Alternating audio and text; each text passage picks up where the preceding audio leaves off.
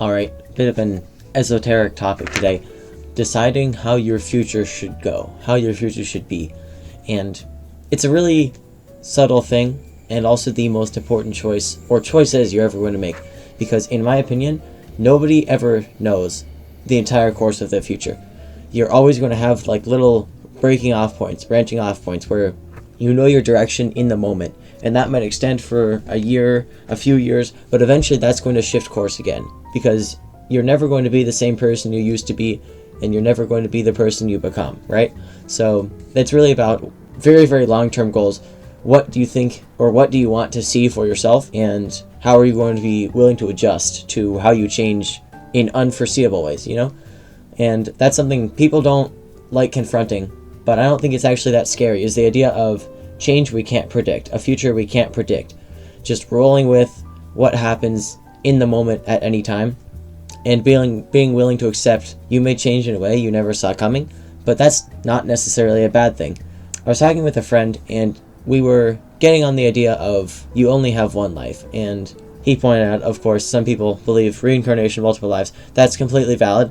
Main thing is just you only are consciously aware of one life, right? Like, you're going to forget other stuff. You're not going to be any person besides who you are right now within your mind, okay? So if you only have this one life, how are you going to live it? And what I want to touch on is how you construct what you think your life should be.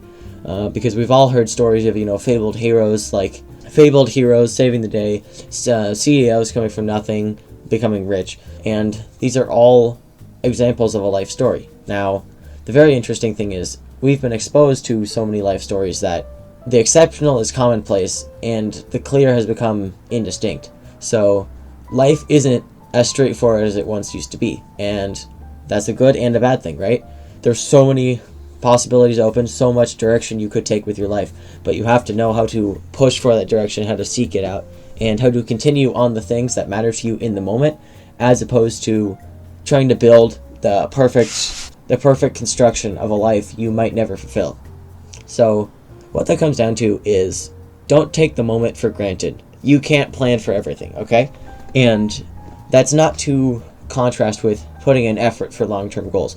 In fact, the exact opposite. I think it's really important to do that, but you need to be aware that things may change, and in fact, they should. If you're staying stagnant, even if it's in progression of a goal, you're not actually living. You are going through the motions, so to speak. So what you really need to be aware of is, what am I doing? Why am I doing it? And how do I feel about it, okay? Because we only have one life. But eventually, long-term goal here, you're going to look back on for some people on their deathbed, other people it might be instant. But either way, nonetheless, you're going to be confronted with that situation of, was I happy with my life?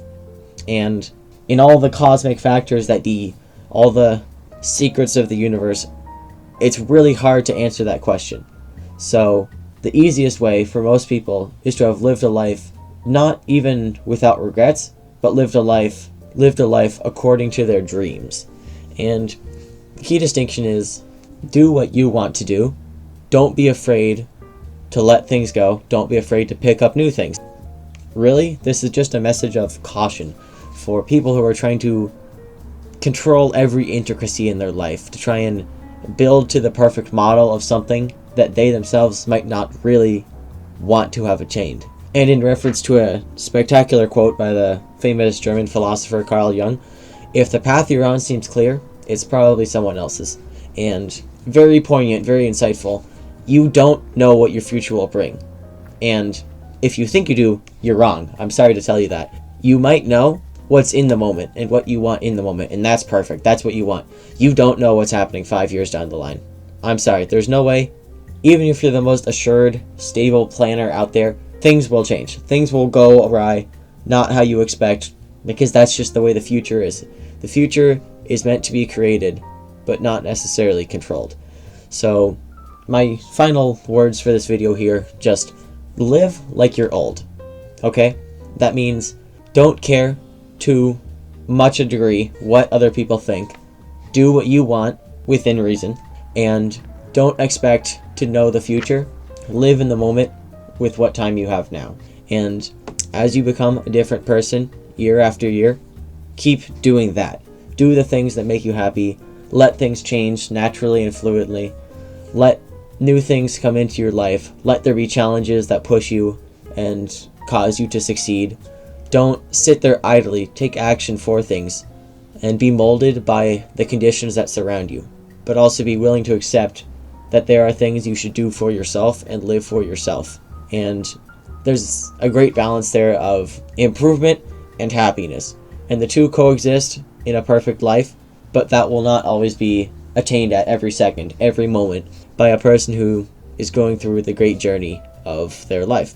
So don't be discontented when things seem to be going wrong, when your life feels empty or purposeless or overwhelming or too much, like someone else is controlling who you are. Because you'll find who you are, so long as you stick to who you are. And that is a ridiculous statement that I'll leave off the video on. Just think about it. Be yourself in the life that you have, because what else is going to work better?